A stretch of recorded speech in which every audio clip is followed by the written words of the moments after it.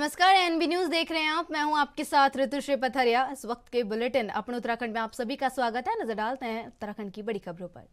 सुप्रसिद्ध मां पूर्णागिरि मेले का मुख्यमंत्री पुष्कर सिंह धामी ने शुभारंभ किया। इस दौरान कुमाऊनी छोलिया नृत्य से सीएम धामी का भव्य स्वागत हुआ। उनके साथ इस दौरान सांसद अजय टमटा मौजूद रहे। हालांकि जिले के प्रभारी मंत्री रेखा आर्य और वन विकास निगम अध्यक्ष कैलाश गहतोड़ी किसी कारणवश शामिल नहीं हो पाए। मुख्यमंत्री पुष्कर सिंह धामी ने टनकपुर जौलजीबी रोड स्थित चरण मंदिर से उचोली गोट टनकपुर तक आयोजित रिवर राफ्टिंग प्रतियोगिता में प्रतिभाग कर साहसिक पर्यटन के नए आयामों को प्रदेश के विभिन्न डेस्टिनेशनों पर स्थापित करने का संदेश दिया। इस अवसर पर मुख्यमंत्री धामी ने राफ्ट में बैठकर अन्य प्रतिभागियों के साथ प्रतिभाग किया।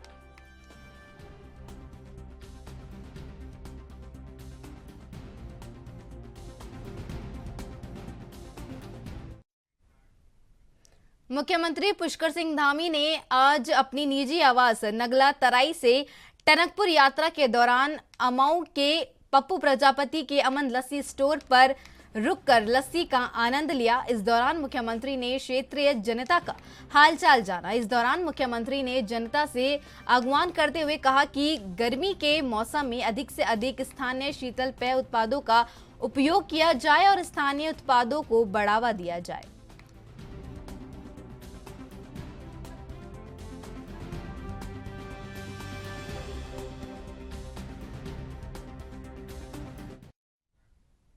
उत्तराखंड में रेशम कीट उत्पादन करने वाले किसानों के लिए राज्य सरकार ने एक बड़ी पहल शुरू की है। रेशम से जुड़े किसानों को नुकसान से बचाने के लिए राज्य सरकार ने रेशम कीट बीमा योजना का शुभारंभ किया। इस योजना के जरिए उत्तराखंड में रेशम कीट उत्पादन करने वाले करीब 12,000 किसानों को सीधा लाभ पहुंचेगा। रेशम कीट बीमा योजना के साथ साथ उत्तराखंड में किसानों की आय दोगुनी करने और उनके जोखिम को कम करने के लिए पशुपालन और अन्य उत्पादों को पैदा करने वाले किसानों को भी इस योजना के तहत जोड़ा जाएगा। उत्तराखंड रेशम निदेशालय और भारतीय कृषि बीमा कंपनी के संयुक्त प्रयास से आयोजित कार्यक्रम में कृषि मंत्री गणेश जोशी ने इस योजना का शुभारंभ किया। कृषि मंत्री ने कहा कि शुरुआती चरण में देहरादून, हरिद्वार और उधम सिंह नगर जैसे जिलों से इसकी शुरुआत की जाएगी और धीरे धीरे चरणबद्ध तरीके से आगे बढ़ाया जाएगा।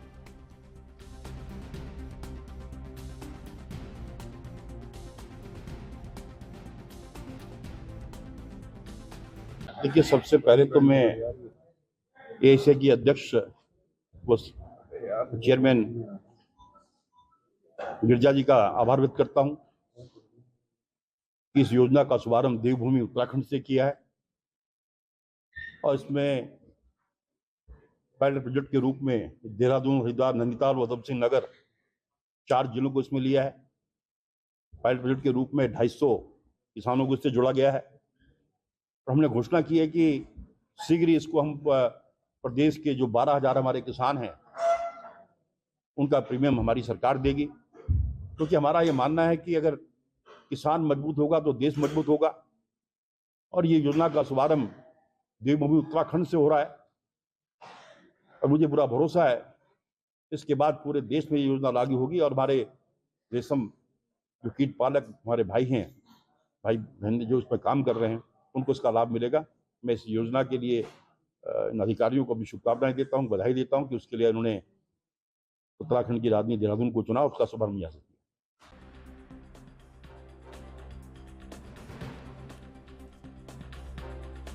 में रेशम कीट करने वाले किसानों के लिए राज्य सरकार ने एक बड़ी पहल शुरू की है।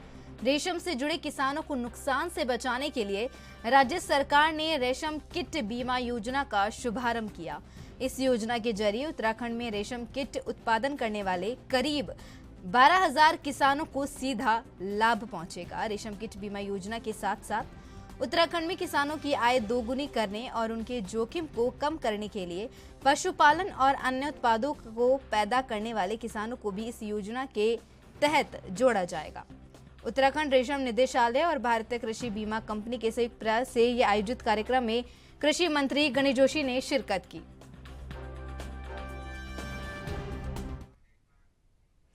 उधम सिंह नगर के किच्छा में पहली बार बरसाना की होली की तर्ज पर फूलों की होली और शोभा यात्रा का आयोजन किया गया। बता दें कि नगर पालिका की पूर्व अध्यक्ष अंजू जायसवाल और वरिष्ठ बीजेपी नेता धर्मराज जायसवाल के नेतृत्व में कार्यक्रम का आयोजन हुआ, जिसमें क्षेत्र के सैकड़ों श्रद्धालुओं ने शिरकत की। इस दौरान गुलाल, अबीर और फूलों की होली के साथ श्रद्धालुओं ने राधा कृष्ण के रूप में सजे कलाकारों के साथ सुंदर नृत्य किया। इस दौरान पूरा वातावरण होली के रंगों और भजनों के रस में डूबा नजर आया। पुरानी गल्ला मंडी से आरंभ हुई शोभा यात्रा नगर के एमपी चौक और बरेली रोड होती हुई आवास विकास में समाप्त हुई।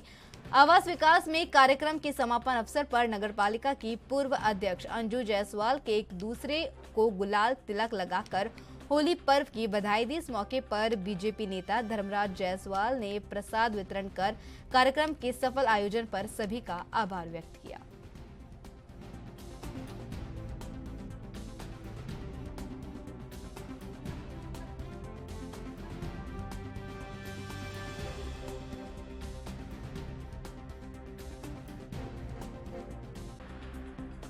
मेरे मन में थी भावना, बरसानी की होली में गया था, वहाँ देखी थी, मेरे को वीडियो पे देखता रहता था। हर जगह के रुद्रपुर हो आप, आपका आसपास के शहर में कुछ ना कुछ चहल पहल बनी रहती थी। किच्छा में काफ़ी वर्षों से मुझे कोई चहल पहल नहीं हो पा रही थी। मैंने बहुत पहले एक बार गणेश उत्सव करवाया था, तो लगातार 5 साल करवाया। उसके बाद में घर घर गणेश जी आ गए और हर साल गणेश बड़े धूमधाम से मनाया जाता है। मेरे मन में था होली का उत्सव ही बड़े धूमधाम से मनाया जाए। इसी से मन में भाव आया और मैंने कहा आपके समय फूलों वाली होली का एक जैसे बरसाना में होती है, किच्छा में लाई जाए बरसाना वाली होली। और इस भावना से प्रणीत होकर के मैंने उसको शुरू करने का अपना एक मन बनाया और राधे की कृपा से, राधे कृष्ण की कृपा से, आप लोग सबके सहयोग से, जनता के सहयोग से और सब बहुत सुंदर कार्यक्रम। प्रदेश कांग्रेस कमेटी की ओर से बीजेपी सरकार की नीतियों के खिलाफ 13 मार्च को ग्रीष्मकालीन राजधानी गैरसैंण में प्रदर्शन और विधानसभा घेराव किया जाएगा। प्रदेश प्रवक्ता शीशपाल सिंह बिष्ट ने बताया कि प्रदेश अध्यक्ष करण माहरा के निर्देश पर 13 मार्च को कांग्रेस पार्टी गैरसैंण में विधानसभा सत्र का घेराव करेगी। साथ ही उन्होंने बताया कि गौतम अडानी मामले में जेपीसी गठन की मांग और जोशीमठ के पुनरुद्धार और प्रभावितों के लिए राहत पैकेज की मांग की। वहीं उन्होंने बताया कि भर्ती घोटाले की जांच उच्च न्यायालय के सिटिंग जज की निगरानी में सीबीआई से कराने की मांग और अंकिता भंडारी हत्याकांड में वीआईपी का नाम उजागर किए जाने की मांग, देहरादून में युवा बेरोजगारों पर हुए लाठीचार्ज की निष्पक्ष जांच की मांग को लेकर भी कांग्रेस पार्टी पूरी ताकत से आवाज उठाएगी।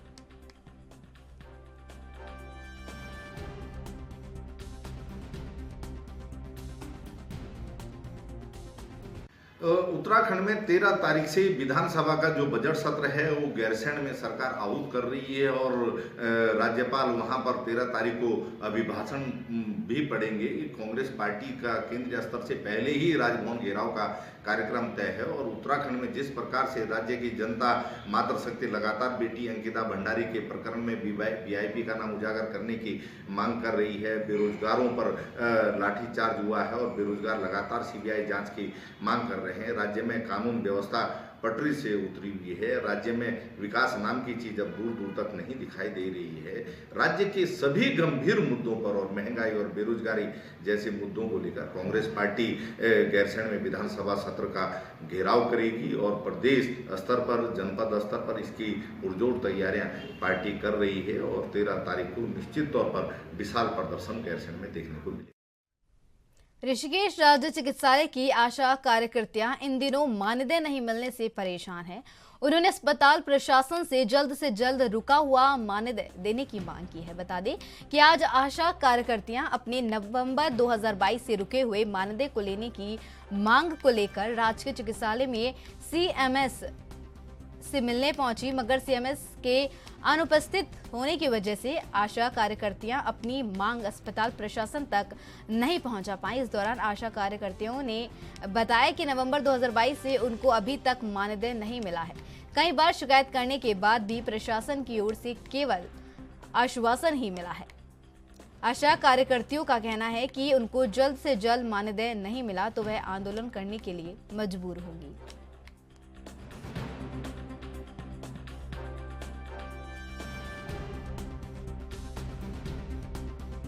सर हमसे पूरा काम लिया जाता है, कोई भी रिपोर्ट आती है हमें बोलते हैं कि तुरंत रिपोर्ट चाहिए, लेकिन हमें उसके बदले पैसा नहीं दिया जाता। अब नवंबर से अभी तक हमें कोई पैसा नहीं दिया गया। मार्च फाइनल कर लो, पिछले साल पोलियो के जो पैसे थे 2 माह के वो भी नहीं दिए गए। जब भी बोलो अभी डाल देंगे, 1 हफ्ते में डाल देंगे, 10 दिन में डाल देंगे, इसके अलावा हमें कोई आश्वासन नहीं दिया जाता है। हमें पैसे नहीं मिलते, बस सिर्फ आश्वासन ही पूरे साल से हमें देते रहते हैं ये लोग हैं। हमारा पैसा कोई नहीं दिया गया, पोलियो के पैसे, कई सारे बूस्टर के, खसरे के, हमें कोई पैसा नहीं मिला। हमारे इस साल वित्तीय वर्ष के को लेकर धन से संबंधित कई तरह की समस्याएं हैं। हम आशा और आशा फैसिलिटेटरों को पिछले 4 माह से मानदेय नहीं दिया गया और हम लोगों को पल्स पोलियो प्रोग्राम का 2 बार का पैसा नहीं मिला। हमारे प्रशासन से और हमारे राज्य सरकार से और अस्पताल स्टाफ से अनुरोध है कि हम लोगों को समय पर प्रोत्साहन धनराशि दी जाए, जिससे कि हम लोग उत्साहित होकर अपने कार्य को करें, क्योंकि हम लोग अति गरीब परिवार से आते हैं। हम लोगों का इतना इनकम नहीं है कि हम लोग 4-5 माह तक। देहरादून नगर निगम के महापौर सुनील उनियाल गामा ने बताया कि इस वर्ष का हाउस टैक्स नगर निगम ने 50 करोड़ रुपए वसूली का टारगेट निर्धारित किया है। उन्होंने कहा कि 36 से 37 करोड़ हाउस टैक्स का कलेक्शन अब तक हो चुका है। महापौर सुनील उनियाल गामा ने बताया कि अभी तक का कलेक्शन संतोषजनक है। साथ ही उन्होंने कहा कि फरवरी और मार्च में और बेहतर कलेक्शन कलेक्ट होने की उम्मीद है, जिसमें नगर निगम देहरादून अपने स्तर से प्रयास कर रहा है।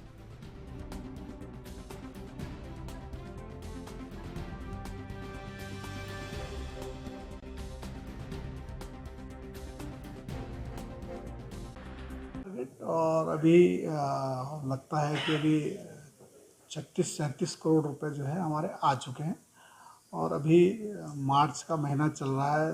80 सरकारी विभागों को भी जो है नोटिस गए हैं। सबके जो है अगर पैसे आ जाएंगे तो 50 करोड़ का भी हम इसको भी टारगेट पार करेंगे। उत्तराखंड के मंगलौर से खबर है, जहां कार और बाइक में जोरदार टक्कर हो गई। इस हादसे में बाइक सवार 2 लोगों की मौत हो गई। वहीं इस हादसे के बाद गुस्साए ग्रामीणों ने मंगलौर देवबंद मार्ग पर जमकर हंगामा काटा। वहीं मौके पर पहुंचे सीओ ने ग्रामीणों को समझाकर मामले को शांत करवाया और शव को कब्जे में लेकर पोस्टमार्टम के लिए भेज दिया और आगे की कार्रवाई में जुट गई है। पूरा मामला मंगलौर क्षेत्र के लहबोली गांव का है।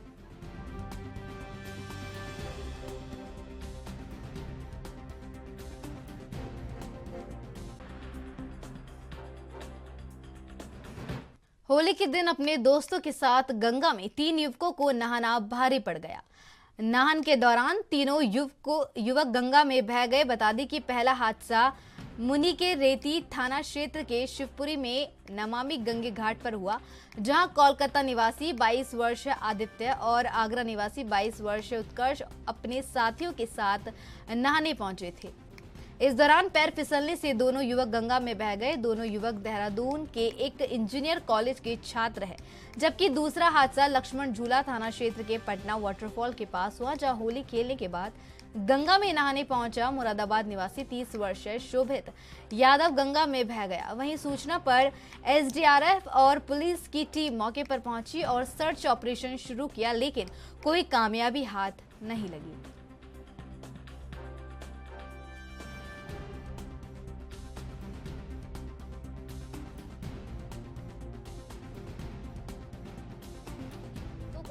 भारी पड़ गया। नहाने के दौरान तीनों युवक गंगा में बह गए।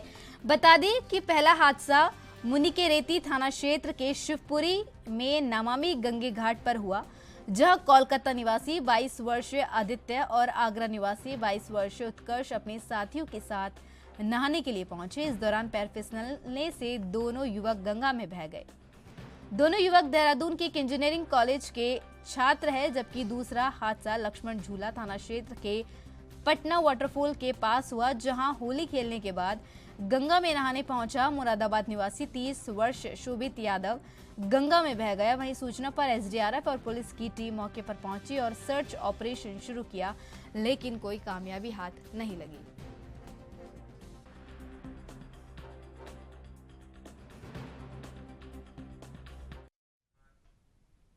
रुड़की में अलग अलग हादसों में 2 युवकों के नहर में डूबने से हड़कंप मच गया। दोनों परिवारों की होली की खुशियां मातम में बदल गई। बता दें कि सोनाली पार्क गगन हर में दोस्तों के साथ नहाने गया आदर्श नगर निवासी तेज बहाव में डूब गया। वहीं दूसरे हादसे में दोस्तों के साथ नहर में नहाने गया शेखपुरी निवासी भी पानी के तेज बहाव में डूब गया। वहीं सूचना पर पहुंची पुलिस और गोताखोरों ने दोनों युवकों को काफी तलाश की, लेकिन कोई कामयाबी हाथ नहीं लगी।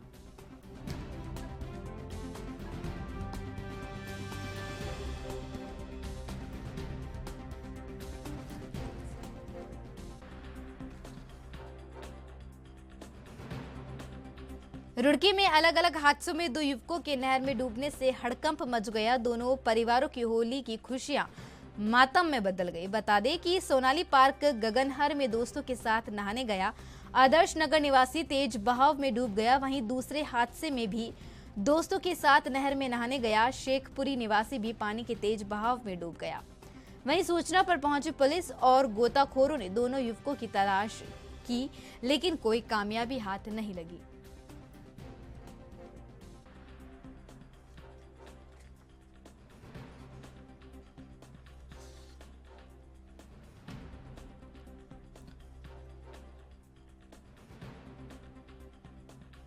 होली के दिन 2 युवकों नहर में नहाने के दौरान डूब गए। दोनों परिवारों की होली इस दौरान मातम में बदल गई। बता दें कि सोनाली पार्क गगनहर में दोस्तों के साथ नहाने गया आदर्श नगर निवासी तेज बहाव आने से डूब गया। वहीं दूसरे हादसे में भी दोस्तों के साथ नहर में नहाने गया शेखपुरी निवासी पानी के तेज बहाव में डूब गया। वहीं सूचना पर पहुंची पुलिस और गोताखोरों ने दोनों युवकों की तलाश की, लेकिन उन्हें कोई कामयाबी हाथ नहीं लगी।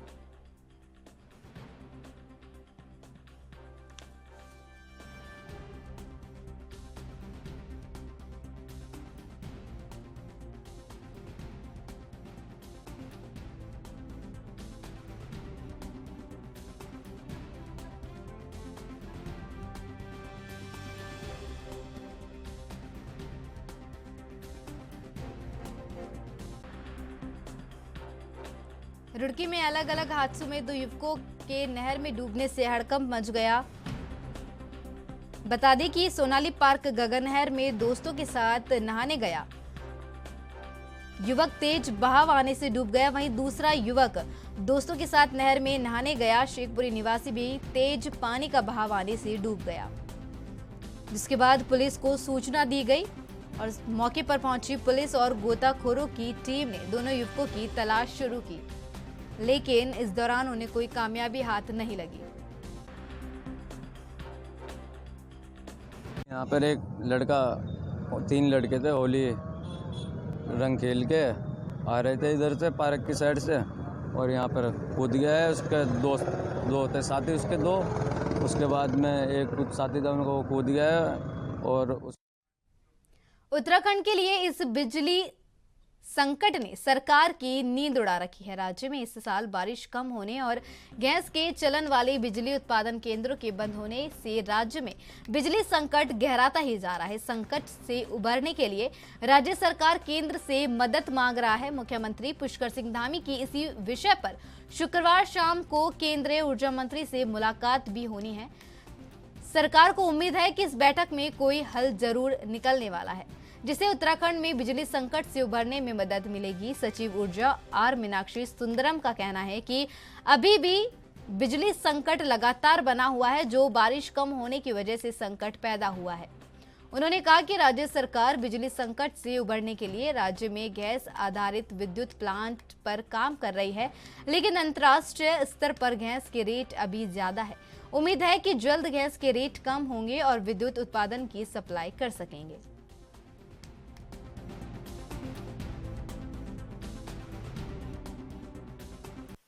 अभी ब्यासी प्रोजेक्ट पिछले साल कमीशन हुई थी। ब्यासी के बाद अब लखवाड़ प्रोजेक्ट पे वर्क अवार्ड हो चुका है, बहुत जल्दी उसमें कार्य प्रारंभ हो जाएगी।